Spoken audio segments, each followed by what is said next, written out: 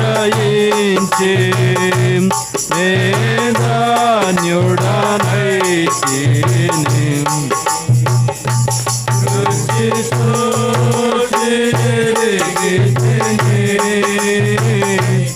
యెహోవా ఉత్తముడనియు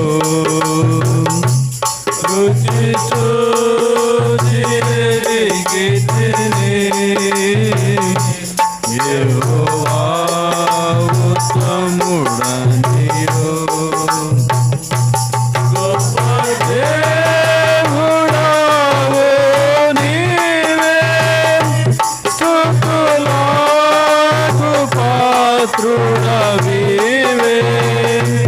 గొప్ప దేవుడవు నీవే స్తుతులకు పాత్రుడవివే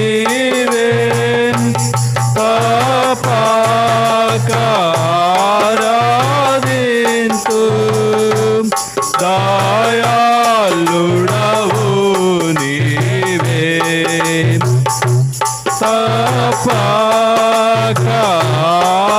తపకారాధింతు దయాళుడవు నీవే రుచి చూచి ఎరిగితిని యెహోవా ఉత్తముడనియు రుచి చూచి ఎరిగితిని యెహోవా ఉత్తముడనియు కృతజ్ఞత చెల్లింతు ప్రతిదాని కొరకు నేను కృతజ్ఞత చెల్లింతు ప్రతిదాని కొరకు నేను క్రీస్తుని అందే తృప్తి పొంది ఆశించెదను క్రీస్తుని అందే తృప్తి పొంది ఆశించెదను రుచి చూచి ఎరిగితిని యెహోవా ఉత్తముడనియు రుచి చూచి ఎరిగితిని యెహోవా ఉత్తముడనియు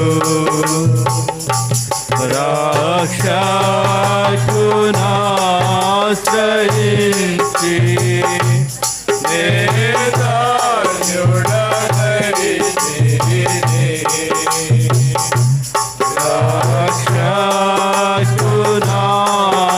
రక్షకునాశ్రయించి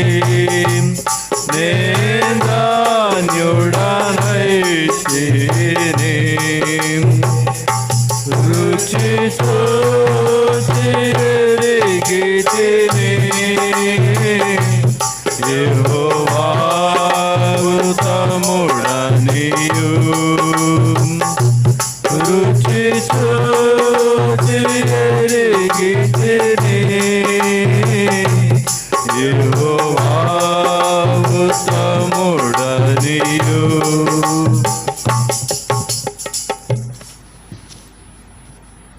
రండి, మనము బలలో పాల్గొనే ముందు దేవుని యొక్క వాక్యపు వెలుగులో మనం సరి చేసుకున్న వారంగా, అందుకనే తాను పరీక్ష చేసుకున్నవాడు తీర్పులోనికి సరి చేసుకోవాలి. ఇది బల్ల.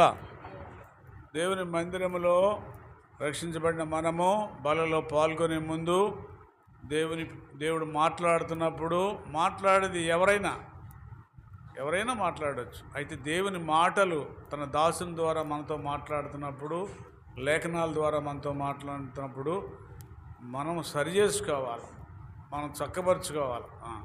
యోగ్యమైన రీతిలో బలలో పాల్గొంట మేలు, లేని ఎడల అందును బట్టే కదా మీలో అనేకులు బలహీనులు, రోగులు చాలామంది. మనం అట్టివారుగా కాకుండా సరి చేసుకుంటే మన ప్రభు ఎలాంటి వాడు, క్షమించుటకు సిద్ధమైన మనసు కలిగిన వాడు, తన వద్దకు వచ్చేవారిని నేను ఎంత మాత్రమును బయటకు. కనుక కరుణ కలిగిన దేవుడు, దయా కలిగిన దేవుడు, కనుక దేవుడు క్షమించుటకు సిద్ధంగా ఉన్నాడు. కనుక మన యొక్క తొట్టిపాటు, మన యొక్క అవిధేయత, ఏ విషయాల్లో తప్పిపోయామో, ఎక్కడ తప్పిపోయామో, ప్రభువుని ఆశపరిచాము, దుఃఖపరిచాము, మన నడతలో, మన చూపులో, మన తలంపులో, మన మాటలలో, మన క్రియలలో ఒకసారి పరీక్షించుకొని సరి చేసుకుని యోగ్యంగా బలలో పాల్గొన్న వాళ్ళని ప్రభు పేరిట మనం చేస్తున్నాం. రండి, దేవుని వాక్యం దానియేలు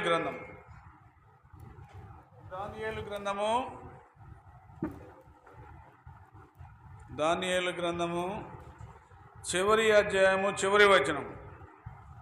దానియేలు గ్రంథము 12వ అధ్యాయము 13వ వచనం.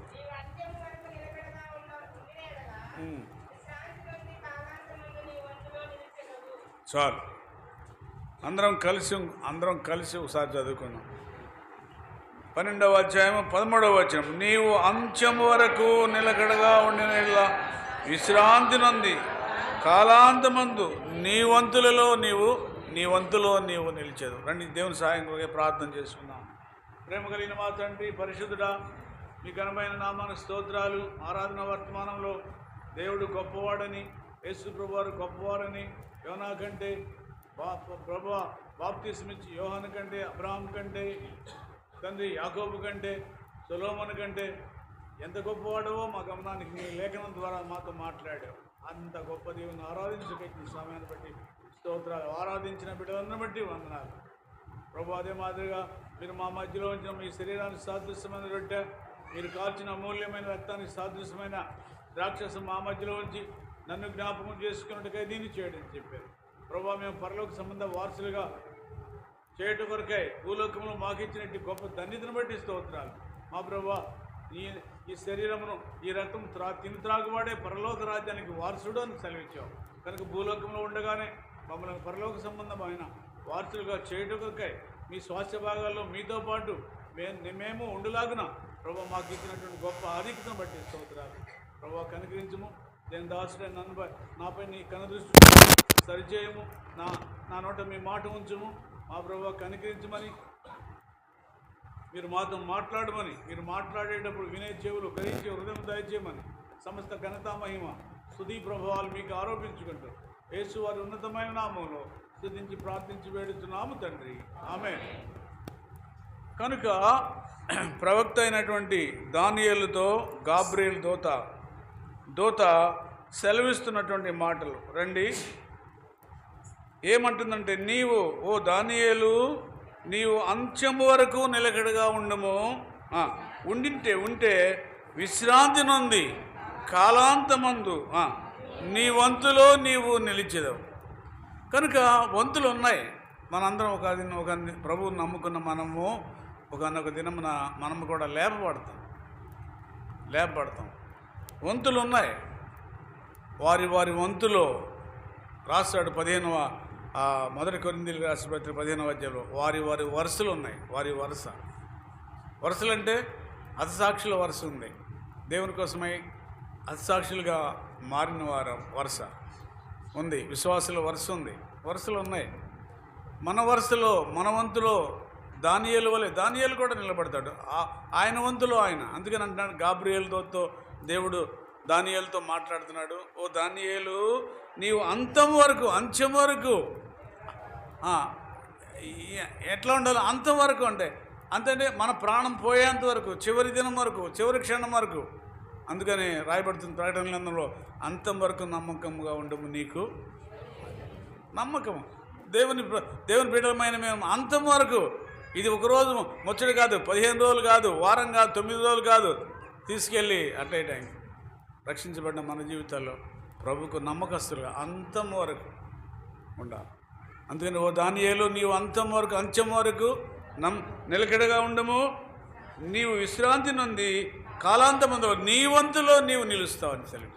కనుక ఈ దినాన ఈ వాక్యాన్ని ఆధారంగా చేసుకొని మనము కూడా అంతం వరకు ఏ ఏ విషయాల్లో నిలకడగా ఉండాలి. నిలకడగా అంటే కదిలిపోయేవారు కాదు, కదిలేవారు. నిలకడ అంటే ఏంటి?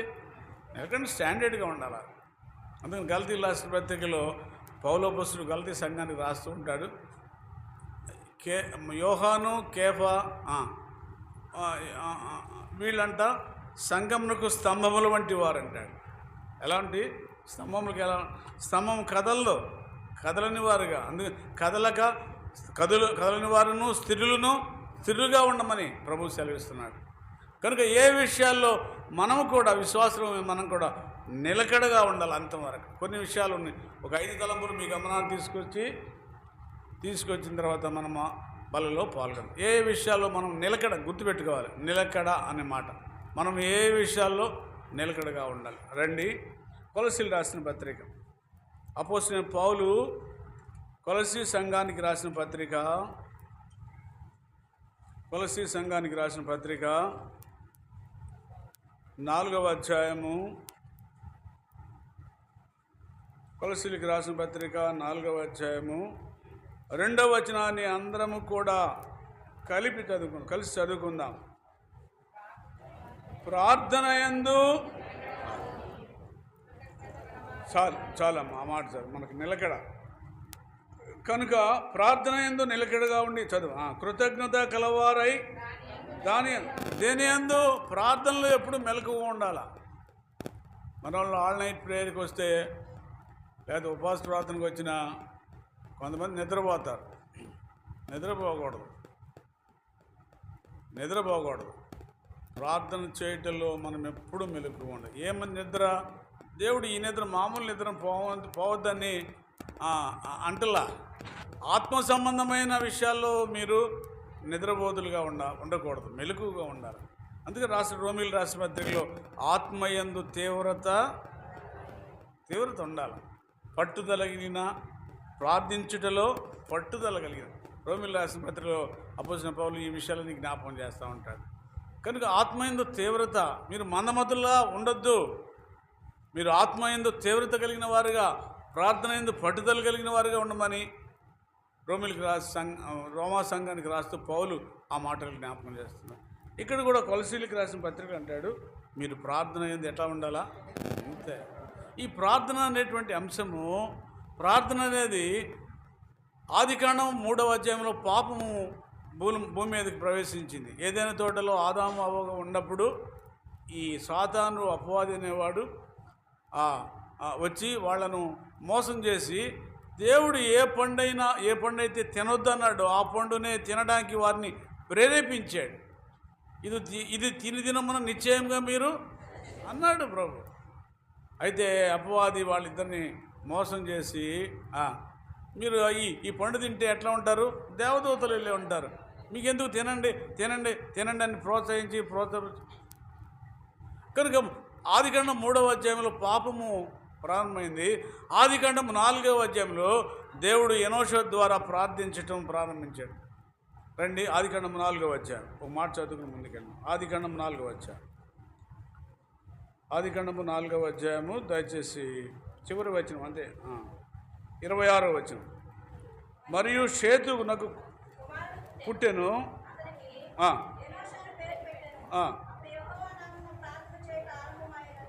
అది ప్రార్థన ఎప్పుడు ప్రారంభమైందంటే ఎనోషో దినాల నుంచి ప్రారంభమైంది. ప్రార్థన అనేది విశ్వాసులకు ఒక ఆయుధం. అది ప్రార్థన వలన తప్ప మరి దేని వలన సాధ్యం కాదు.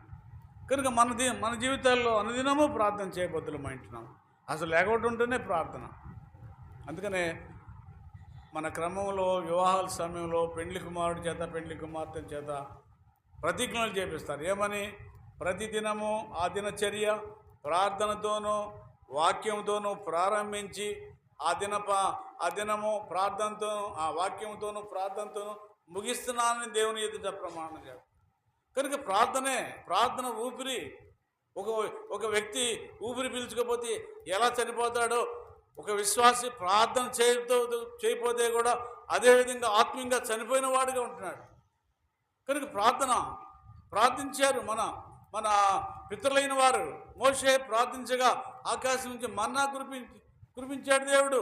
మోషే ప్రార్థించగా బండలో నుండి నీరు, మోషే ప్రార్థించగా ఆ పూరేడి పిట్టలు, మోషే ప్రార్థించగా ఎర్ర సముద్రం పాయలైంది, మోషే ప్రార్థించగా ఎన్ని సంగతులు. మోషే కనుక పితరులు ప్రార్థించి ఎన్నో అద్భుత కార్యం చేయగలుగుతూ వచ్చారు. యెహోషువ ప్రార్థన చేశాడు, సూర్యుడా నీవు గిబియోనులోను, చంద్రుడా నీవు అయనులోను నిలవమన్నప్పుడు ఒక దినం వరకు సూర్యుడు చంద్రుడు అలాగా నిలిచారు. అప్పుడు శత్రువుల మీద ఇశ్రాయేలు పగ తీర్చుకున్నారు. కనుక మోషే ప్రార్థన చేశాడు, యెహోషువ ప్రార్థన చేశాడు, ఏలియా ప్రార్థన చేయగా, ఏలియా రాయబడి ఉంది యాకోబు పత్రికలో, ఏలియా మన వంటి స్వభావం కలిగిన వాడే ఆసక్తితో ప్రార్థన చేయగా 3.5 సంవత్సరములు వర్షం పడలేదంట. మరలా ప్రార్థన చేయగా ఆకాశం వర్షం ఇచ్చాను, భూమి తన ఫలము మానవంటి మానవుడే. ఏలియా కూడా అది నాన్న యెజబెలు బెదిరించినప్పుడు పారిపోయాడు, ప్రాణాపేక్ష కలిగిన వాడుగా పారిపోతూ వచ్చాడు. దేవుని సన్నిధిలో గిలాదు సంబంధీకుడు, దేవుని సన్నిధిలో నిలిచినవాడు, దేవుని కొరకై నిలబడి రోషము కలిగినవాడు ఎవరు? ఏలియా. కర్మేలు పర్వతం మీద యెహోవాయే దేవుడని నిరూపించినవాడు.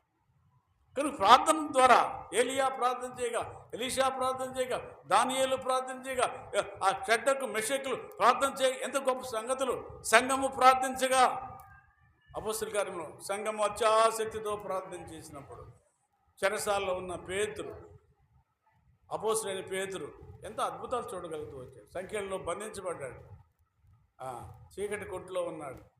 ఇక యోహాను తర్వాత పేతురు అంతే. అప్పుడు పస్కా దినాలు అయిపోయిన తర్వాత యోహాను చంపించిన రీతిగా, తల నరికిన రీతిగా పేతురును కూడా చంపాలని ఉద్దేశం కలిగిన వాడు ఉన్నాడు హేరోదు రాజు. కనుక పస్కా పండుగల సమయంలో పేతురైతే, ఈ సంఘం అయితే మరియా ఇంట్లో కూర్చుని అత్యాసక్తితో ప్రార్థన చేస్తాడు. దేవుడు ఆ ప్రార్థన విన్నాడు, పరలోకం నుంచి దూతను పంపించాడు.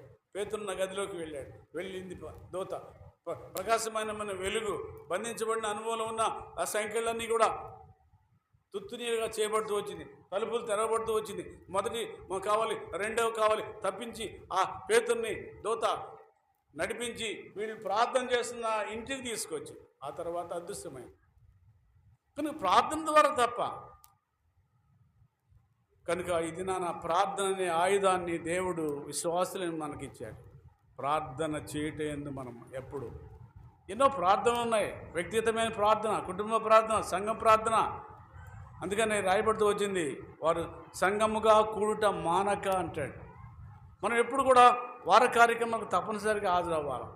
ఆదివారమే కాదు, మనం సండే వన్డే క్రైస్తవులం కాదు,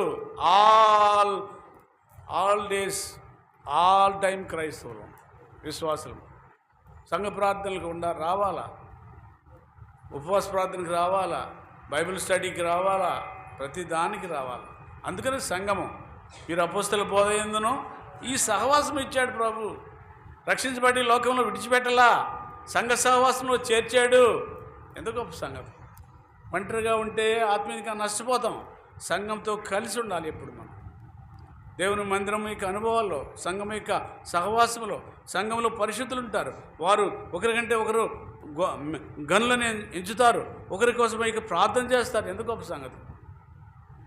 దేవుని మందిరంలో దేవుని వాక్యం ఉంటుంది. అందుకే యెరూషలేమా నిన్ను ప్రేమించేవారు వర్ధిల్లడం ఎక్కడుంది? మందిరంలోనే.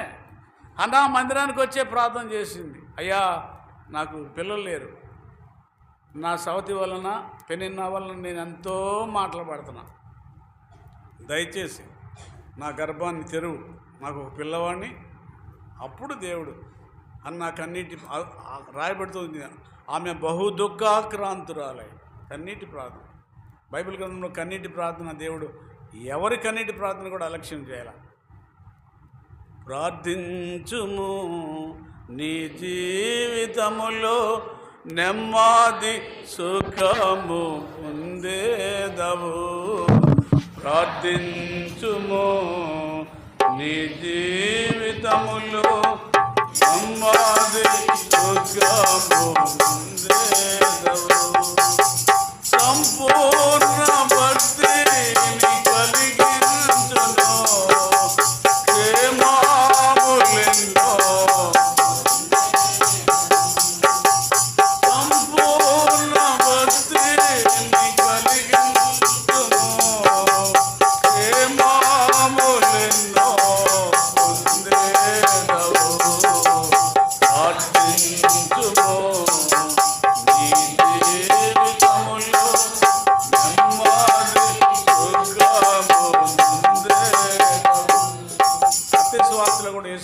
వారు శిష్యులతో చెప్పాడు, మీరు శోధనలోనికి ప్రవేశించకుండా, శోధనలు మనకు కాసుకుని ఉంటాయి. రక్షించబడిన బిడ్డలు జాగ్రత్త. ఊరికే బాప్తీసం తీసుకోగానే, మనం ప్రభువుని నమ్ముకోగానే, మారు మనసు పొందిన తర్వాత ఏముంది డైరెక్ట్గా పరలోక రాజ్యం వెళ్తాం అనుకుంటున్నారు. అక్కడి నుంచే శ్రమలు స్టార్ట్ అవుతాయి. ఎప్పుడైతే బాప్తీసం తీసుకున్నావో, ఎప్పుడైతే రక్షణ పొందావో, ఎప్పుడైతే మారు మనసు పొందావో, ఇక అక్కడి నుంచి శ్రమలు స్టార్ట్ అవుతాయి. ఈ శ్రమలను ఓర్చుకోవాలి. అందుకని శోధనలు వస్తాయి. శోధన సహించు నరుడు ధన్యుడు. శోధన మన ప్రభు సహించాడే. భక్తులందరూ కూడా, అపోస్తులందరూ అయిన వారు, పాత నిబంధన భక్తులు, క్రొత్త నిబంధన భక్తులు అందరూ కూడా సహించారు. ఈనాడు నీవు నేను సహించాలి. అందుకని యేసుప్రభు వారు శోధనలో ప్రవేశించకుండా ప్రార్థన చేయాలి. శోధకుడు అపవాది కాసుకుని ఉంటాడు. ఎవరిని మృంగుదుమా, కాలము కొంచెమేనని జాగ్రత్తగా ఉండాలి. అందుకనే వాటిని తప్పించుకోవడానికే మనం ఎప్పుడు కూడా ప్రార్థన యందు నిలకడగా ఉండాలి. కూర్చుంటే ప్రార్థన, నుంచుంటే ప్రార్థన. మొన్న వచ్చిన తిమోతి అన్న సేవకుడు, ఆయనకి నాకు తెలిసిన ఒక ఆయన రేపల దగ్గర చనిపోయాడండి ఈ మధ్య. ఆయన గురించి చెప్పాడు ఒకసారి. ఆయన ఆ బ్రదరు భోజనం చేసేటప్పుడు ప్రార్థన చేస్తాడు. ఇది మామూలే, అందరూ కూడా అన్నం తినేటప్పుడు ప్రార్థన చేస్తాం. ఆయన అట్లాంటి కాదు, అన్నం తినేటప్పుడు ప్రార్థన చేస్తాడు. పెరుగు అన్నం వేసినప్పుడు కూడా, పెరుగు వేసినప్పుడు తినేటప్పుడు కూడా ప్రార్థన చేస్తాడు. ఎంత అది భగత్ సింగ్ గారు ప్రతిదానికి ప్రార్థన. ఆఖరికి గడ్డం గీసుకోవడానికి కూడా ప్రార్థనే. గీసినప్పుడు కూడా ఆ మంగళ షాప్కి వెళ్ళేటప్పుడు ప్రార్థన చేసి వెళ్ళేవాడు అంట. ఒకసారంట భగత్ సింగ్ గారు ఇట్టగా ప్రార్థన చేస్తూ ఉంటే ప్రభువు అనుమతి ఇస్తట్లేదంట. భగత్ సింగ్ ఆగు అంటున్నాడు. ఇంకెక్కడ ఆగుతాం, రోజు గడ్డం పెరుగుతుందయ్యా. కొన్నాళ్ళ తర్వాత, 45 రోజుల తర్వాత భగత్ సింగ్ ఇప్పుడు వెళ్ళి అన్నాడు. భగత్ సింగ్ గారు వెళ్ళి గడ్డం చేసుకుంటుంటే, ఆ గడ్డం చేసుకునేటువంటి ఆ శరీరంలో గడ్డం చేసుకుంటుంటే ఆ వ్యక్తితో దేవుని వాక్యాన్ని బోధించాడు. గడ్డం చేసిన తర్వాత ఆ వ్యక్తి ప్రభువుని నమ్ముకొని అక్కడే మోకరించి యేసుప్రభుని అంగీకరించి మారు మనసు పొంది రక్షించబడుతూ వచ్చాడు. ఎందుకు చూద్దామంటే మన జీవితంలో, అందుకనే పౌలు కొలస్సీ సంఘానికి రాస్తుంటాడు, మీరు ప్రార్థన యందు. అందుకనే దానియేలు, నీవు అంత్యం వరకు నిలకడగా ఉండము, కాలాంతమంది విశ్రాంతి పొంది నీ వంతులో, ఈనాడు మన వంతులో మనం నిలబడాలంటే మనం అంతం వరకు ప్రార్థనలో నిలకడగా ఉండాలి. ప్రార్థన అయితే 2 రోజులు చేసి మానుకొని, జనరల్గా ప్రార్థన మన వాళ్ళు ఎప్పుడు చేస్తారంటే పెద్ద పనులకు వెళ్ళేటప్పుడు, పెళ్లి సంబంధాలకు వెళ్ళేటప్పుడు, పిల్లలైతే పరీక్షలు రాయడానికి వెళ్ళినప్పుడు, లేకపోతే రిజల్ట్స్ వస్తున్నాయని తెలుస్తున్నప్పుడు, లేకపోతే పెద్ద విషయాలకి ప్రార్థన చేస్తాం. ప్రతి దానికి. అందుకని సమయమందును అదే ప్రార్థన. నీకు సమయం చిక్కినప్పుడు ప్రార్థన చేయాలి. ప్రభు సన్నిధిలో మోకరించాలి. మన పితరులైన వాళ్ళు, దేవుని భక్తులు ఆ రీతిగా ప్రార్థించి మేలు పొందుతూ గొప్ప అద్భుత కార్యములు చూడగలుగుతూ వచ్చారు. అందుకని మొదటిగా ప్రార్థన యందు నిలకడ. రెండవది దేని యందు నిలకడ? రండి, అపోస్తుల కార్యములు 14వ అధ్యాయం. అపోస్తుల కార్యములు 14వ అధ్యాయం. అపోస్తుల కార్యములు 14వ అధ్యాయం. దయచేసి 22వ వచనం చదువుకుందామా? చదవండి. అనేక శ్రమలు అనుభవించి మనము వారిని హెచ్చరించేది. కనుక పౌలు శీలలు వీళ్ళు ఆ యొక్క పరిచర్యలో సువార్త ప్రకటించుచు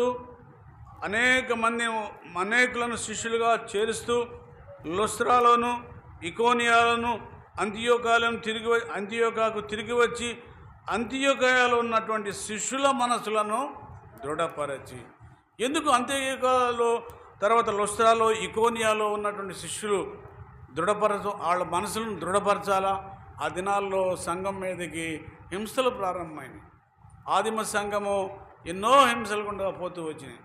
పరిశుద్ధ పౌలు సంఘాలను స్థాపిస్తూ దేవుని వాక్యం చెబుతూ బలపరుస్తూ ఉంటే ఆ దినాల్లో సంఘాల మీదకి, పరిశుద్ధుల మీదకి శ్రమలు వచ్చినాయి, నిందలు వచ్చినాయి, అవమానాలు వచ్చినాయి. వాళ్ళని పట్టుకుని ఈడ్చుకుని సమాజ మందిరానికి తీసుకువెళ్తూ ఉండి. ఎందుకంటే ఆ రాజు కాకుండా రోమా ప్రభుత్వం కాకుండా యేసు ప్రభు అనే వ్యక్తిని ప్రకటిస్తున్నాడు. ఆయన రాజు అంటున్నాడు. ఇదిగో ఆయన నమ్ముకోండి, రక్షణ పొందుతారని చెబుతున్నాడు.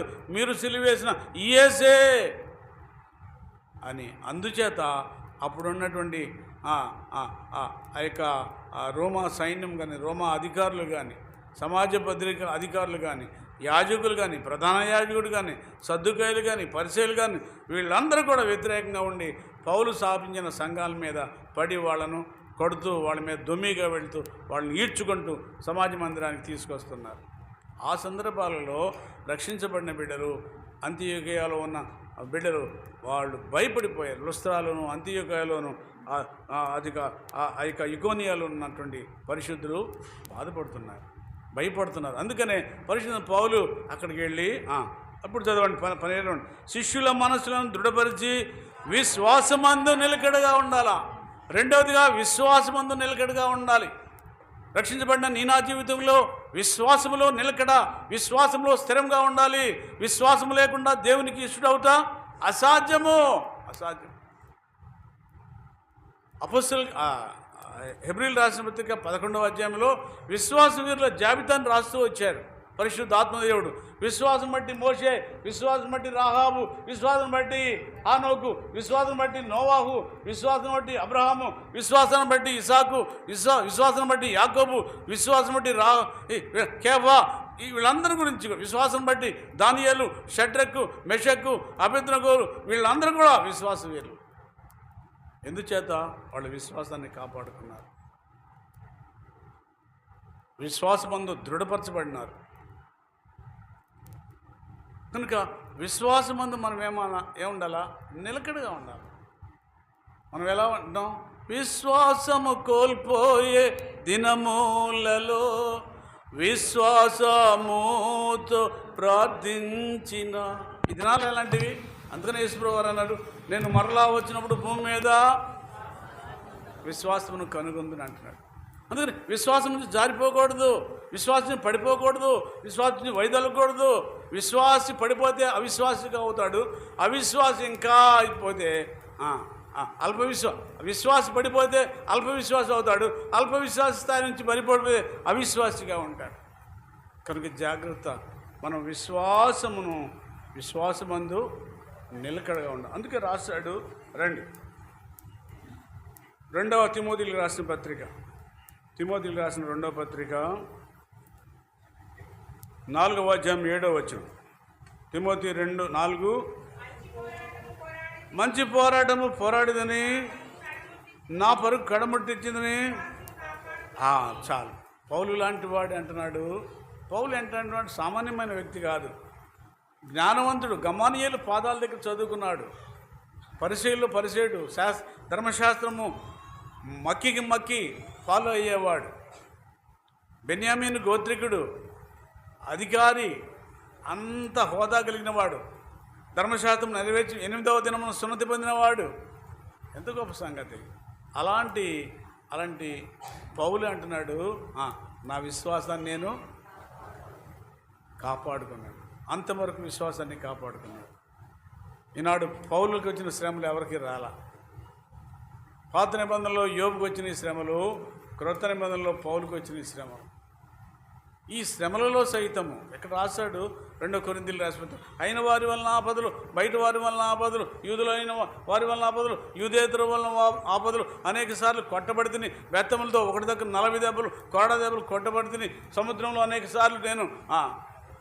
ఎంత సంగతులు! ఎన్ని ఆపదలు! 1, 2 ఇన్ని ఆపదల్లో సైతము పౌలు అంటున్నాడు, నా విశ్వాసమును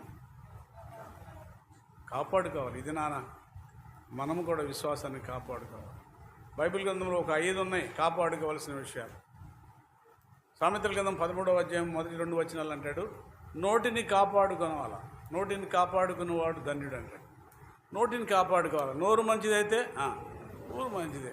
ఊరికి అటు ఇది మాట్లాడితే ఊరు వాళ్ళందరూ శత్రువులు అవుతారు. కానీ నోటిని జాగ్రత్త. ప్రసంగి గ్రంథంలో సొలొమోను మహారాజు రాస్తాడు, నువ్వు వినుటకు వేగిర పొడవాడుగా, మాట్లాడటకు నిదానించేవాడుగా. దేవుని మందిరానికి వెళ్ళినప్పుడు నీ ప్రవర్తన సరిచేసుకో, జాగ్రత్త పరుచుకో. కనుక కాపాడుకోవాల్సినవి విశ్వాసాన్ని కాపాడుకోవాలా. నోటిని కాపాడుకోవాలా. ఇంకా రాయబడుతూ ఉంది, కొన్ని కాపాడుకోవాల్సినటువంటి సంగతులు ఉన్నాయి. ఐక్యతను కాపాడుకోవాలా. ఎఫెసీయులకు రాసిన పత్రిక 4వ అధ్యాయం 1వ వచనంలో ఐక్యతను కాపాడుకోవాలి. ఆత్మ కలిగించు ఐక్యతను కాపాడుకుంటయందు అంటాడు. కనుక కాపాడుకోవాలి కొన్ని విషయాలు మనం జాగ్రత్తగా. కనుక విశ్వాసాన్ని మనము కాపాడుకున్న బద్దులమై ఉంటున్నాం. కనుక రండి 2వ తిమోతికి రాసిన పత్రిక 4వ అధ్యాయం 7వ వచనం. కాబట్టి విశ్వాసమును కాపాడుకుంటేనే, కనుక విశ్వాసాన్ని కాపాడుకోవాలా, నోటిని కాపాడుకోవాలా. ఎఫెసీయులకు రాసిన పత్రిక 4:1 ప్రకారం ఐక్యతను కాపాడుకోవాలా. అంత మాత్రమే కాదు, ప్రసంగి గ్రంథం 16:16 అంటాడు, తన వస్త్రమును కాపాడుకున్నవాడు ఏమంట, తన వస్త్రం. ఏ వస్త్రం? ఈ వస్త్రం కాదు, రక్షణ వస్త్రాలు. బైబిల్ గ్రంథంలో 7 రకాలైన వస్త్రాలు ఉన్నాయి, 7 రకాలైన కిరీటాలు ఉన్నాయి. ప్రభువు నిన్ను నన్ను ప్రేమించి పాపపు వస్త్రము, అనీతి వస్త్రము ఈ తీసేసి నీతి వస్త్రాన్ని మన మీద కప్పాడు. నీతి వస్త్రమున్ ధరింపచేసే ఆనందించేదమో యెహోవాలో. అనీతి మంత్రమే, పాపులమే, దౌర్భాగ్యమే, వీటన్నిటినీ ప్రభు రక్తం చేత కడగబడి నీతి వస్త్రాన్ని దయచేశాడు. కనుక అదే రాశాడు, తన వస్త్రములను కాపాడుకున్నవాడు ధన్యుడు. జాగ్రత్త, మన వస్త్రాలను కాపాడుకోవాలి, రక్షణ కోల్పో. అందుకనే 2వ కొరింథీయులకు రాసిన పత్రికలో రక్షణ ఎట్లా అంటే, ఇంత గొప్ప హెబ్రీయులకు రాసిన పత్రిక అంటాడు, ఇంత గొప్ప రక్షణను నిర్లక్ష్యం చేసిన ఎలాగూ తప్పించుకో. రక్షణ జాగ్రత్తగా కాపాడుకోవాలి. నీ రక్షణ నీవు భయముతోనూ వణుకుతోనూ దినదినము కాపాడుకోవాలి. కనుక ప్రియ సోదరుడా, మొదటిగా ప్రార్థన యందు నిలకడ, రెండవదిగా విశ్వాసమందు నిలకడ. ఓ దానియేలు, అంతం వరకు నిలకడగా ఉండము. నీ వంతులో విశ్రాంతి పొంది నీ వంతులో నీవు ఈనాడు నీవు నేను కూడా ప్రార్థన యందు నిలకడ, విశ్వాసమందు. మూడవదిగా రండి, మూడవది చూడు, యోబు గ్రంథము 2వ అధ్యాయం. త్వరగా యోబు గ్రంథము 2వ అధ్యాయం, దయచేసి 8వ వచనం చదువుకుందాము.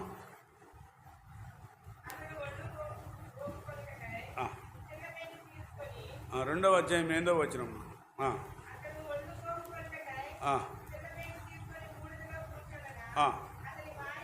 వచ్చి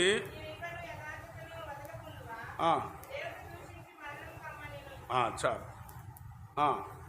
కనుక ఇక్కడ అతడు అంటే ఎవరు? యోబు. యోబు ఎలాంటి వాడు? యోబు యథార్థవంతుడును, నీతిపరుడును, దేవుని యందు భయభక్తులు కలిగిన వాడును, చెడుతనము విసర్జించిన వాడును. అలాంటి వాడు ఆ ఊజు దేశంలో లేడు.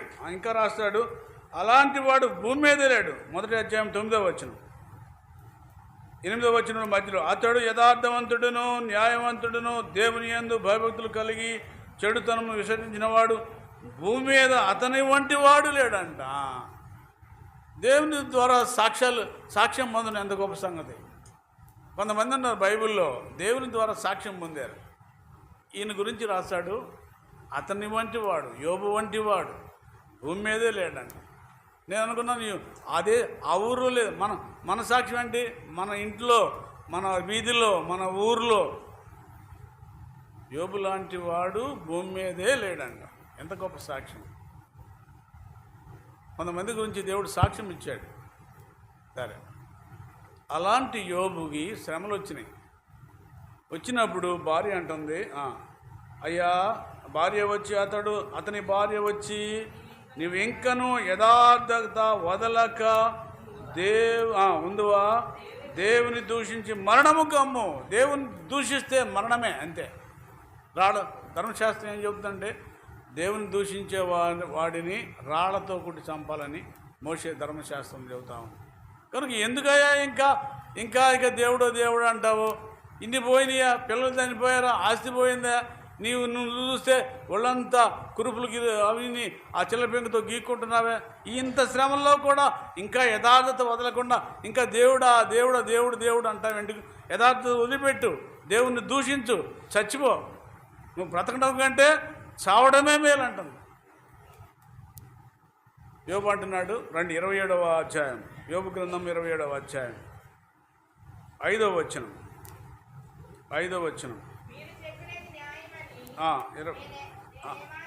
ఒప్పుకొనను, మరణం వరకు నేను ఎంత మాత్రం మరణం వరకు కనుక మూడో తలంపు ఏంటంటే యథార్థత యందు నిలకడగా ఉండాలి. బైబిల్ కొంతమంది ఉండదు యథార్థవంతులు. హిజ్కియా మరణకరమైన వ్యాధి వచ్చినప్పుడు ఆ యెషయా గ్రంథం 39-38 రాయబడుతుంది, రాజుల గ్రంథంలో ఉంది. హిజ్కియాకి మరణకరమైన వ్యాధి వచ్చినప్పుడు హిజ్కియా చేత దేవుని చేత ఆ దాసుని చేత యెషయా ద్వారా హెచ్చరించబడినప్పుడు హిజ్కియా కన్నీరు గారుస్తూ తన యొక్క ముఖము గోడ తట్టు తిప్పుకొని దేవుని సన్నిధిలో ప్రార్థన చేశాడు. ఏమని?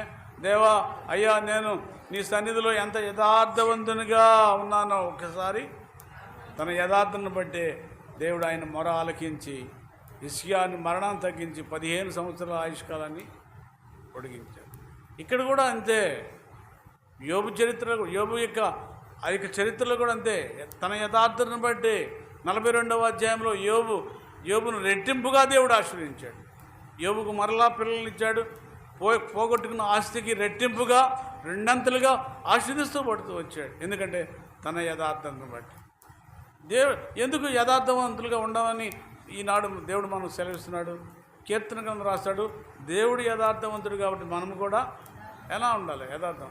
దేవుడు పరిశుద్ధుడు కాబట్టి నేను పరిశుద్ధుడు కాబట్టి మీరు కూడా అది. మరి ఈ లేకుండా రేపు ప్రభు పరలోక రాజ్యం ఎలా వెళ్తాము? కనుక విశ్వాసమందు నిలకడ, మొదటిగా ప్రార్థన యందు నిలకడ, రెండోది విశ్వాసమందు నిలకడ, యథార్థతలో నిలకడ. యోబు వలే, హిజ్కియా వలే, దావీదుని గురించి కూడా రండి. మొదటి రాజుల గ్రంథం రండి, 15వ అధ్యాయం. మొదటి రాజుల గ్రంథము 15వ అధ్యాయము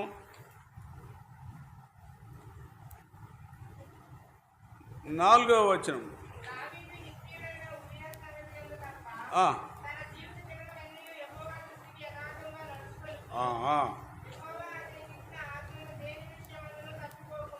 చాలు. దావీదు నుంచి దేవుడు సెలవిస్తున్న మాటలు ఏంటంటే, దావీదు హిత్తీయుడైన ఉరియా సంగతి తప్ప తన జీవితం దినములన్నీ యెహోవా దృష్టికి యథార్థంగా నడుచుకొనొచ్చు. యెహోవా అతనికి ఇచ్చిన ఆజ్ఞల్లో దేని విషయంలో తప్ప, అదిగో ఆ ఒక్క విషయంలోనే, ఆ బత్షెబా విషయంలోనే, ఆ హిత్తీయుడైన ఆ యొక్క ఊరియా విషయంలోనే, ఆ విషయంలో తప్ప దావీదు జీవితంలో ఎలాంటి వాడు? యథార్థంగా నడుచుకున్నాడు. అందుకనే దావీదు నా ఇష్టానుసారుడు, నా హృదయ వాంఛలను నెరవేర్చిన వాడని దేవుడు దావీదుని గురించి మంచి సాక్షి చెప్పాడు. నీవు నేను కూడా యోబు వలే, నీవు నేను కూడా దావీదు వలే, హిజ్కియా వలే యథార్థతను వదలక పట్టుకోవాలి. కనుక యథార్థతలో నిలకడగా ఉండాలి.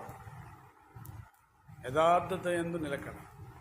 కనుక ప్రార్థన యందు నిలకడ, విశ్వాసమందు నిలకడ, యథార్థతలో. 4వదిగా రండి, తిమోతికి రాసిన 2వ పత్రిక 3వ అధ్యాయం. తిమోతికి రాసిన 2వ పత్రిక 3వ అధ్యాయము, దయచేసి 15వ వచనం.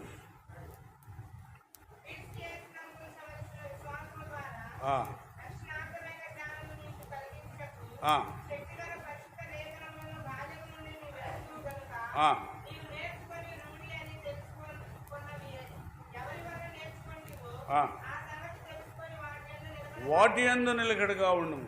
కనుక తిమోతి యవనస్తుడైన తిమోతి, ఆ దినాల్లో తిమోతి సంఘానికి కాపరిగా దేవుని వాక్యాన్ని బోధించేవాడిగా ఉంటున్నాడు. అలాంటి తిమోతి పౌలు ద్వారా రక్షించబడ్డాడు. తిమోతి యవనస్తుడు. కనుక ఆ తిమోతికి పౌలు ఉత్తరం రాస్తూ అన్నాడు, ఓ తిమోతి, నువ్వు ఎలా ఉండాలా? రండి, క్రీస్తు యేసునందు ఉంచవలసిన విశ్వాసము ద్వారా రక్షణార్థమైన జ్ఞానము నీకు కలిగించుటకు శక్తిగల పరిశుద్ధ లేఖనములను. కనుక రక్షణ కలిగించేది ఏంటంటే దేవుని మాట, దేవుని యొక్క లేఖనము.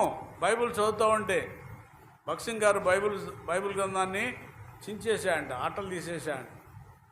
తర్వాత బైబిల్ చదువుతూ ఉంటే రక్షణలోనికి నడిపిస్తూ వచ్చాడు.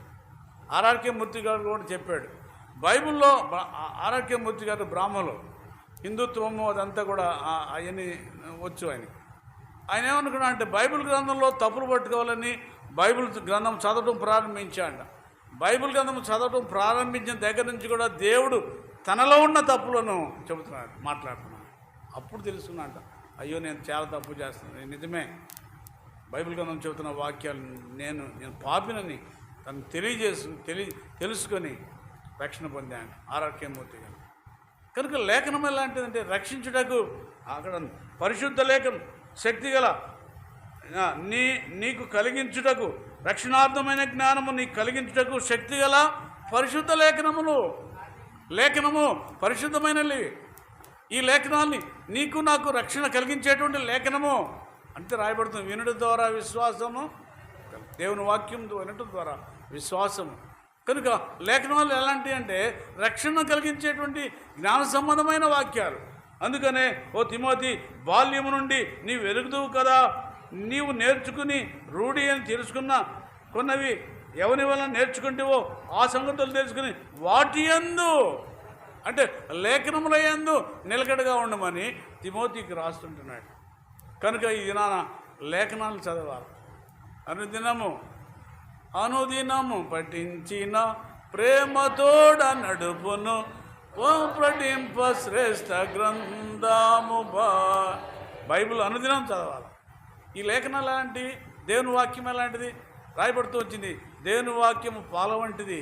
1 పేతురు రాసిన పత్రికలో 119వ కీర్తన రాస్తాడు, ఈ దీపం వంటిది. దేవుని వాక్యం ఎలాంటిది? దీపం వంటి నడిపించేది. దేవుని వాక్యం ఆదరించుద్ది. దేవుని వాక్యము లేఖనము బలపరుస్తాయి, లేఖనము నిన్ను ఆదరిస్తాయి, లేఖనము నిన్ను ఆత్మీయంగా నడిపిస్తాయి. ఎలాంటిది? జుంటి తేనె దారుల కంటే మధురమైన వాక్యం. దావీదు మహారాజు అంటాడు, దేవా ఇంటి బంగారము వెండి నాణ్యముల కంటే నీవిచ్చిన ధర్మశాస్త్రమే ఎంతో గొప్పది. ఒక ఇంటి నిండా బంగారపు నాణ్యాలు వెండి నాణ్యాలు ఇస్తే వాటికంటే దేవుడిచ్చిన ధర్మశాస్త్రమే గొప్పదని. దేవుని ధర్మశాస్త్రము లేఖనాలు ఎంత గొప్పవి. అందుకని ఓ తిమోతి, బాల్యం నుండి నువ్వు రూఢిగా నేర్చుకున్నటువంటి ఈ లేఖనముల యందు నీవు ఎలా ఉండాలా? నిలకడగా ఉండాలి. మన జీవితంలో అనుదినం చదువుతున్నామా? అనుదినము లేఖనాలు చదవాలి. కనుక ఓ దానియేలు, అంత్యం వరకు నిలకడగా ఉండము, విశ్రాంతి నొంది కాలాంతమందు నీ వంతులో నీవు ఏ విషయాలు నిలకడగా ఉండాలి? మొదటిగా ప్రార్థన విషయాల్లో, రెండవదిగా విశ్వాసమందు నిలకడ, మూడవదిగా యథార్థత ఎందు మన పితరులైనటువంటి వారి వల్ల నిలకడగా ఉండాలి, నాలుగవదిగా లేఖనం ఎందు, ఐదవదిగా ఆఖరిగా చూసుకుని మనం బలలో పాల్గొన్నాం. రండి, రూతు గ్రంథం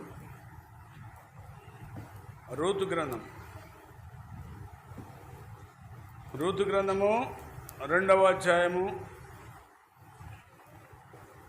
రూతు గ్రంథము 2వ అధ్యాయము. రూతు గ్రంథము 2వ అధ్యాయము. రూతు గ్రంథము 2వ అధ్యాయము 22వ వచనం.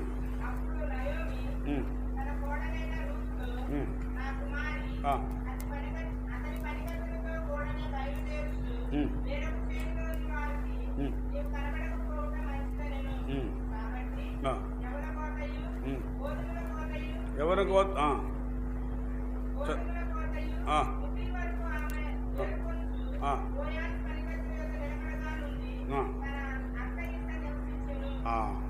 కనుక ఈ రూతు యొక్క చరిత్ర మనకు తెలుసు. రూతు ఎవరు? రూతు అన్యురాలు. రూతు మోయాబీ స్త్రీ, భర్త చనిపోయాడు. అటువంటి సందర్భాలలో మరి నయోమి వెంబడి వచ్చింది. గొప్ప తీర్మానం కలిగిందిగా వచ్చింది. అత్తమ్మ, నీ దేవుడే, నీవు మరణించిన చోటే ఇక మరణం తప్ప మన ఇద్దరిని ఎంతగా ప్రేమించిందంటే తన అత్త నయోమితో వచ్చి, మరి నయోమి ఉంటున్నటువంటి ఆ గ్రామంలోనే ఉంటుంది. అప్పుడు ఆ గ్రామంలో, ఆ ఊరిలో బోయాజు అనేటువంటి ధనికుడు ఉన్నాడు. ఆయన సమీప బంధువు. ఆమెతో ఈమె రోజు కూడా పరిగెరుకోవడానికి పేద స్థితిలో ఉంది, పోషించుకోవడానికి ఆధారం లేదు. అందుకని పరిగెరుకోవడానికి వెళ్తూ ఉంది. అప్పుడు రూతుతో నయం చెబుతున్న మాటలు రెండమ్మా, 20వ వచనం కూడా చదవమ్మా.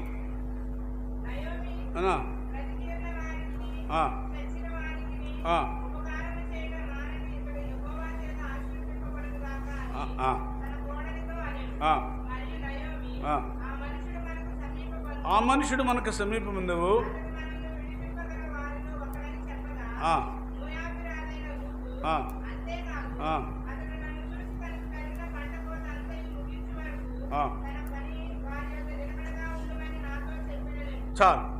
కనుక ఋతువును బట్టి మనం చూసినట్టయితే ఋతు యవల కోతల గోధుమ కోతలు ముగి వరకు ఆమె ఏరుకొనుచు బోయాజు పనికత్తెల వద్ద నిలకడగా ఉండి తన అత్త ఇంట నివసించను.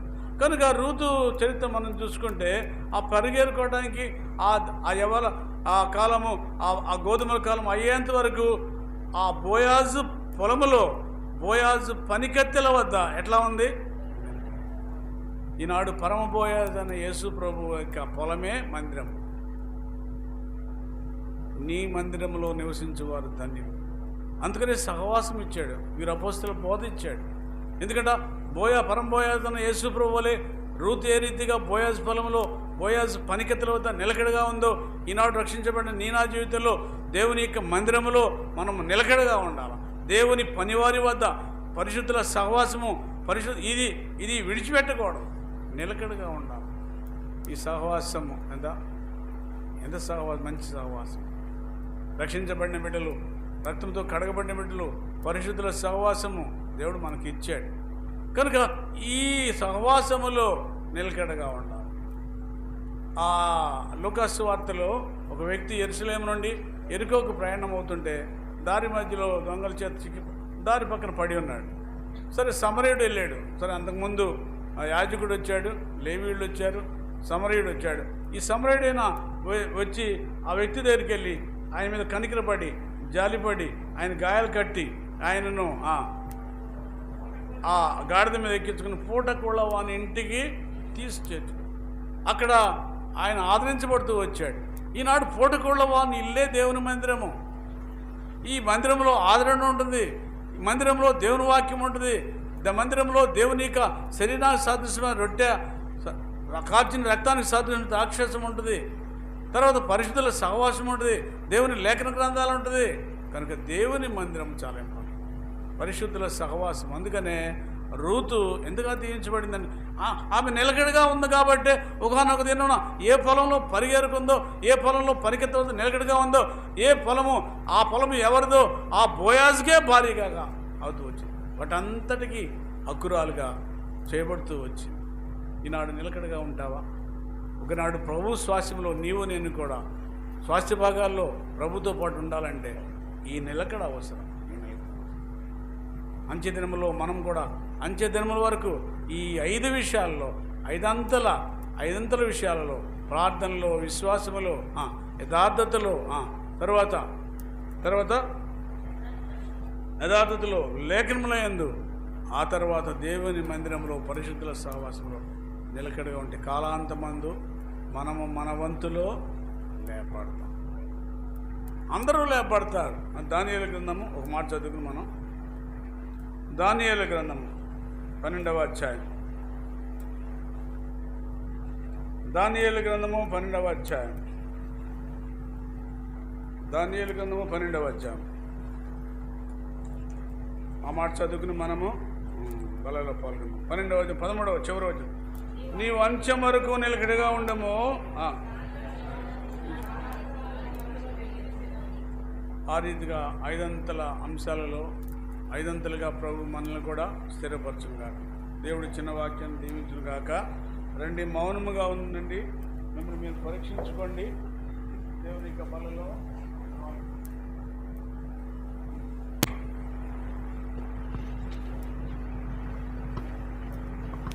మనం పరీక్షించుకుందాం. దేవుని యొక్క వాక్యం